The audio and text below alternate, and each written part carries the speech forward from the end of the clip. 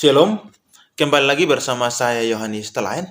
Kali ini kita akan merenungkan firman Tuhan dengan satu tema, mengubah wajah hidup. Kedatangan Tuhan Yesus adalah untuk membela hidup kekal kita. Artinya, fokus dari keselamatan adalah hidup kekal, yaitu bagaimana kita terhindar dari api kekal. Dan kita sungguh-sungguh memperhatikan hal ini.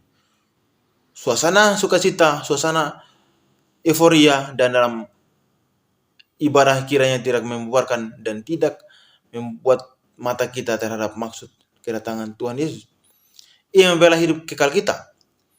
Itulah sebabnya menjadi satu persoalan penting yang harus benar-benar kita persoalkan, bahwa perjalanan hidup ini ada akhirnya.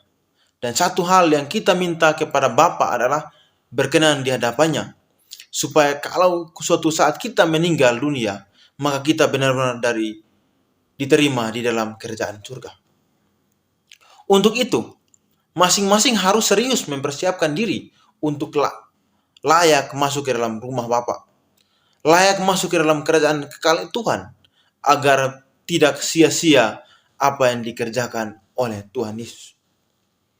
Kedatangannya di bumi dan penderitaannya sampai pada kematiannya di kayu salib menjadi tidak sia-sia, dan suatu saat nanti dengan bala tentara yang lebih besar, Tuhan Yesus akan datang kembali sebagai Raja.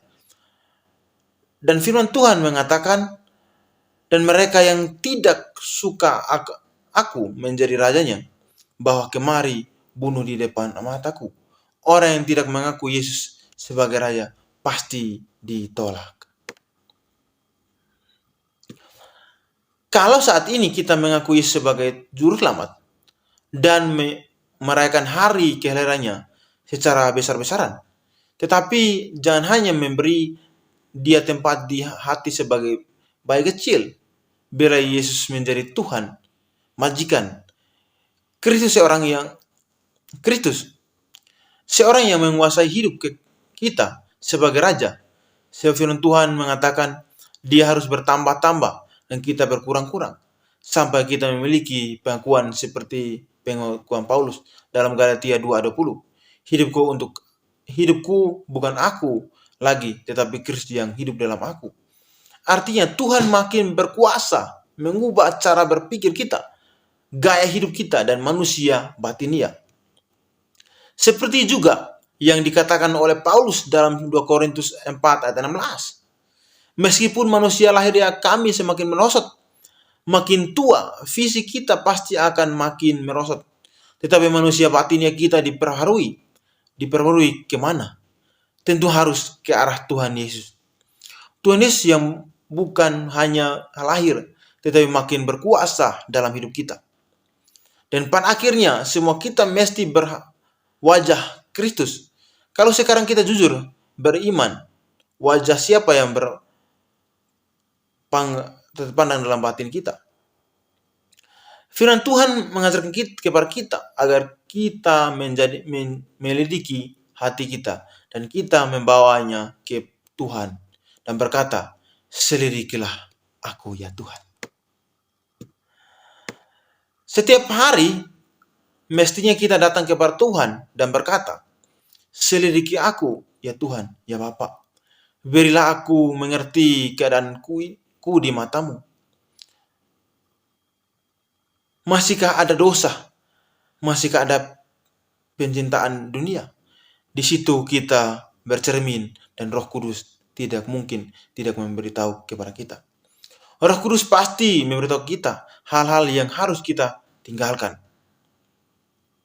Kita tinggalkan agar kita dapat mengenakan manusia baru, terus-menerus diperbarui, seperti yang dikatakan di dalam firman Tuhan dalam Efesus pasal 4 ayat 23-24.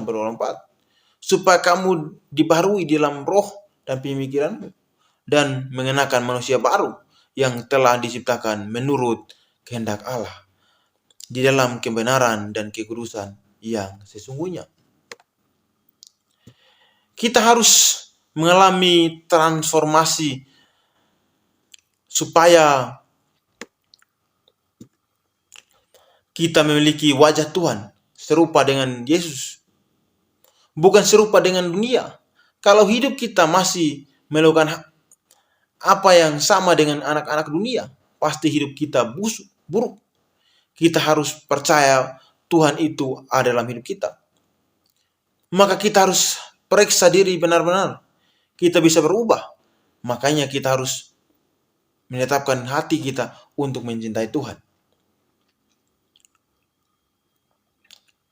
Dalam Injil Matius, Tuhan Yesus berkata, bukan orang yang berseru-seru kepada Tuhan yang masuk ke dalam kerajaan surga, tetapi yang melakukan kehendak Bapa. Artinya, kamu mengaku percaya bahwa aku adalah juru selamat. Itu baik, tetapi kalau kamu tidak melakukan kehendak Bapa seperti yang kau lakukan, kalau kamu tidak berwajah seperti wajah Tuhan, engkau tidak dikenal Tuhan. Jadi, nanti yang masuk surga itu wajahnya masih wajah Kristus, yaitu orang-orang yang memiliki gaya hidup, cara berpikir seperti Yesus. Maka kita harus mengejar ketinggalan kita. Semua kita juga orang berdosa, tetapi kita bisa berubah. Setiap hari ada waktu berdoa, tinggalkan dosa, tinggalkan kejahatan, hidup suci, dan melakukan kehendak Bapa. Itu artinya memiliki wajah Tuhan Yesus.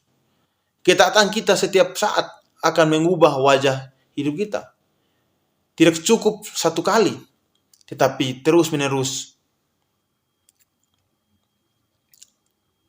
supaya kita setiap hari berubah pemikiran kita, perbuatan kita yang tidak baik, supaya kita setiap hari hidup kita makin rohani. Tuhan Yesus memberkati kita.